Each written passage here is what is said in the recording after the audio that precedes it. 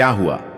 जब प्रयागराज महाकुंभ के दौरान एक साधु को गंगा स्नान करने से रोका गया, उसके बाद प्रयागराज के उस गंगा घाट पर जो चमत्कार हुआ, उसे देखकर आपके पैरों तले जमीन खिसक जाएगी।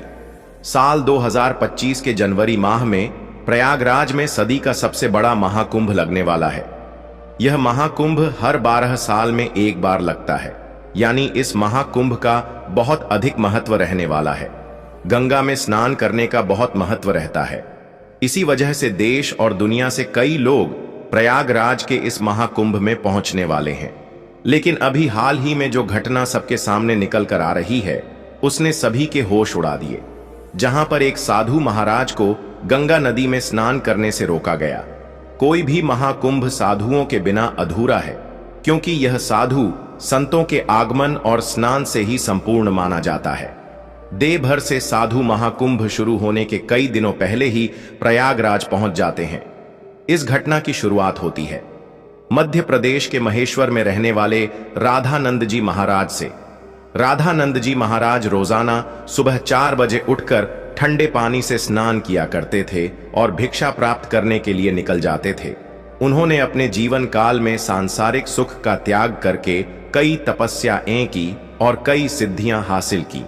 वे महेश्वर के घाट पर ही निवास करते थे। जब उन्हें प्रयागराज महाकुंभ लगने की खबर मिली तो वे महाकुंभ में जाने के लिए बहुत उत्साहित थे।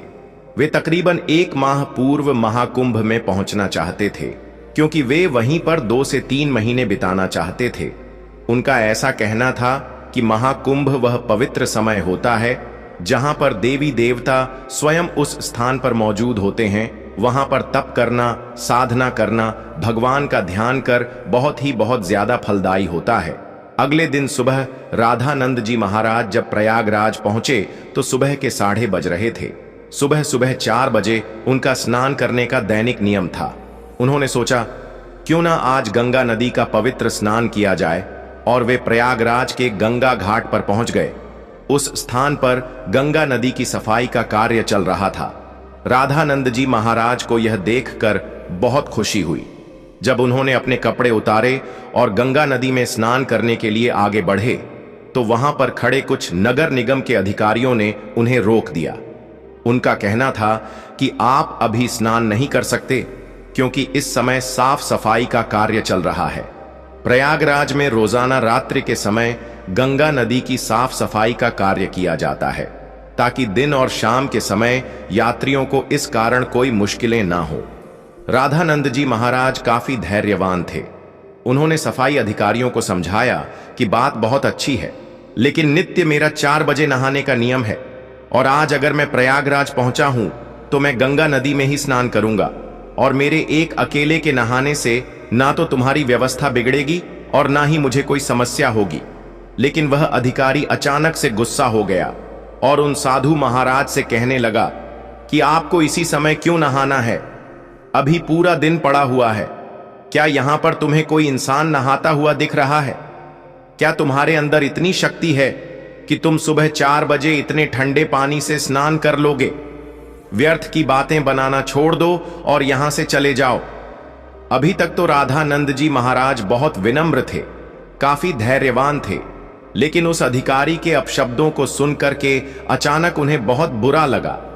उनका ऐसा मानना था कि गंगा नदी पर किसी का अधिकार नहीं है। यह तो साक्षात भगवान शंकर की जटाओं से निकलती है, जिसके अंदर सभी को अपने पाप धोने का अधिकार है और उसके लिए कोई निश्चित समय नहीं हो सकता।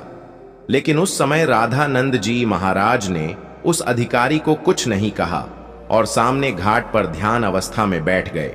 सबको लग रहा था कि वे साधु महाराज मान गए हैं और पीछे हट गए हैं। अब जब पुनः गंगा नदी के अंदर साफ सफाई की मशीनों को शुरू किया गया तो अचानक से एक बहुत बड़ी घटना घट गई। वे सभी मशीनें शुरू होने का नाम ही नहीं ले रही थीं। ऐसा लग रहा था मानो वह जाम हो गई हो या उनके अंदर बहुत सारा कचरा फंस गया हो। अधिकारियों ने मशीन को देखा, परखा और उसके अंदर का सारा कचरा बाहर निकाल दिया। सबको उम्मीद थी कि अब मशीनें कार्य करने लगेगी, लेकिन फिर जब मशीन शुरू की गई तो कोई भी मशीन चालू होने को तैयार ही नहीं थी। सभी अधिकारी बहुत हैरान थे, किसी की भी समझ नहीं आ रहा था।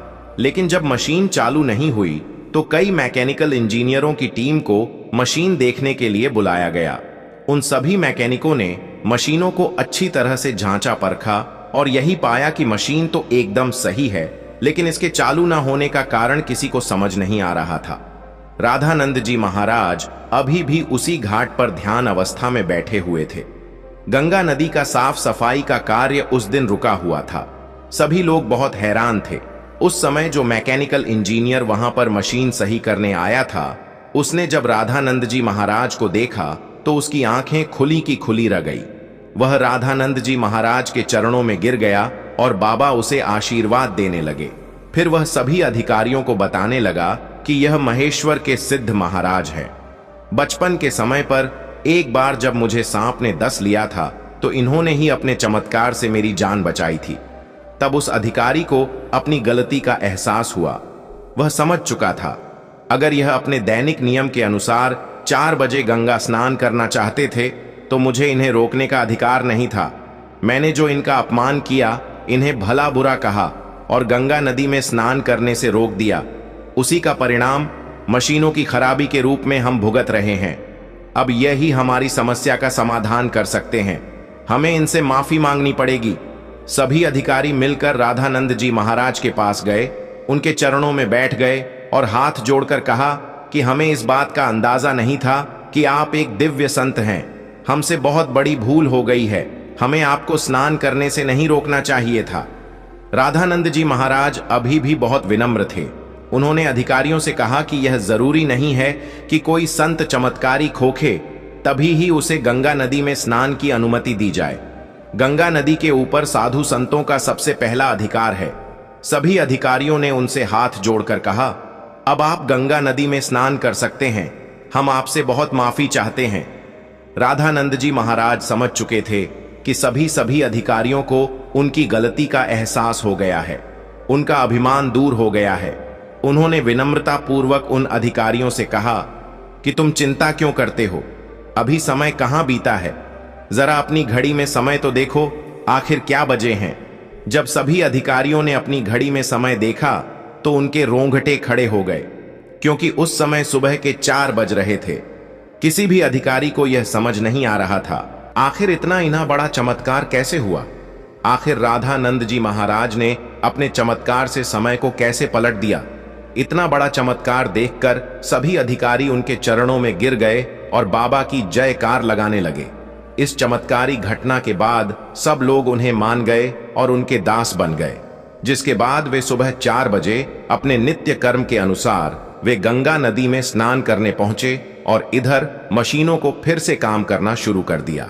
सारी मन एक साथ चालू हो चुकी थी, जिससे यह प्रमाणित हो गया कि यह मशीनें केवल रामानंद जी महाराज के इशारे का इंतजार कर रही थी। जैसे ही उन्होंने अधिकारियों का अभिमान चूर किया और गंगा नदी में स्नान किया, वैसे ही फिर से मशीनें चल पड़ी। यह बहुत बड़ा चमत्कार था जो हाल ही में प्रयागराज के महाकुंभ में हुआ है। वास्तव में दोस्तों, यह भूमि साधु संतों की भूमि है। यहां पर साधु संतों का ना तो अपमान किया जा सकता है और ना ही उन्हें छो समझा जाता है। इस देश का हर संत इस देश के लिए कुछ ना कुछ करता है और भक्तों को अध्यात्म के मार्ग से जोड़ता है। हमें कभी भी उनका अपमान नहीं करना चाहिए और ना ही उन्हें छोटा समझना चाहिए। इस पूरी घटना को लेकर आपके क्या विचार है, हमें नीचे कमेंट बॉक्स में जरूर बताइएगा। अगर वीडियो आपको पसंद आई हो तो लाइक जरूर करें, साथ ही चैनल को सब्सक्राइब करके बेल आइकॉन को प्रेस कर लें। हर महादेव।